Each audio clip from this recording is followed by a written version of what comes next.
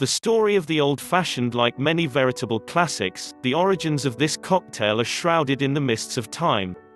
So for clarity we commissioned an expert, Robert Simonson, author of Old Fashioned, the story of the world's first classic cocktail, with recipes and lore to write the following. The old-fashioned whiskey cocktail, the drink's full name, is the primordial drink, dating from the earliest days of the cocktail era. It follows the classic cocktail formula as laid down in 1806, spirit, a bit of sugar, a bit of water, and bitters. It is rare among mixed drinks in that, over the following 2 centuries, it never completely faded from view. However, the drink did go through a roller coaster's worth of twists and turns. For the first several decades of its life, the drink went by the name of simply whiskey cocktail.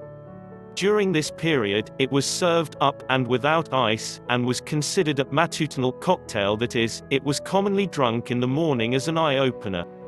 By the 1840s, it picked up in popularity as a favored drink among the well-heeled young dudes of the time.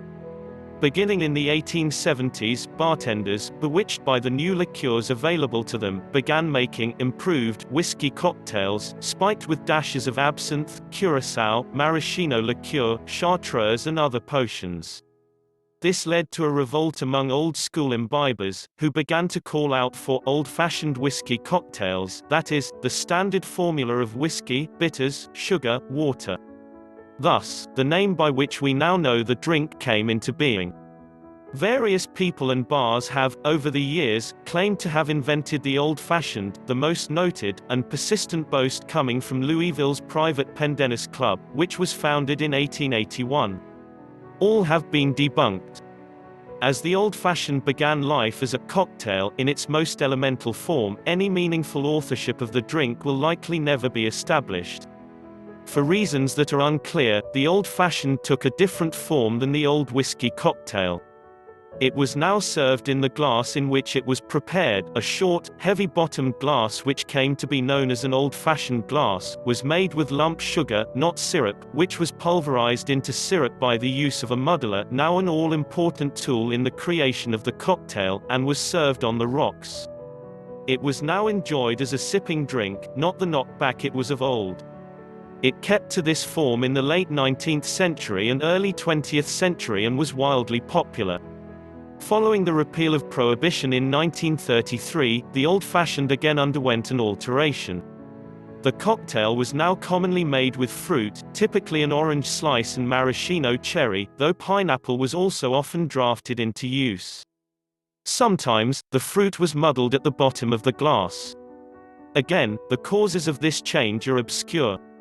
A creditable theory posits that fruit was added during Prohibition to disguise the taste of the poor liquor being used. One thing is for certain, every one of the floods of cocktail books that came out in the 1930s featured recipes for the old-fashioned that called for fruit. Bartenders, newly returned to service after 13 years of inactivity, duly followed the formula. The drink enjoyed another burst of popularity in the decades following repeal, particularly among women, who were now accustomed to drinking in public. However, by the 1970s, with the rise of vodka and disco drinks, the old-fashioned began to fall into eclipse. By the end of the 20th century, it was a drink mainly associated with older people. A few geographical pockets kept the drink's name alive. It never fell from its pedestal in the United States Midwest. However, in that area, particularly in the state of Wisconsin, it was prepared in its own sui generis way, with muddled fruit, domestic brandy, and curious garnishes such as pickled mushrooms. In the UK, which never adopted the American fruited version of the cocktail, it was also never forgotten.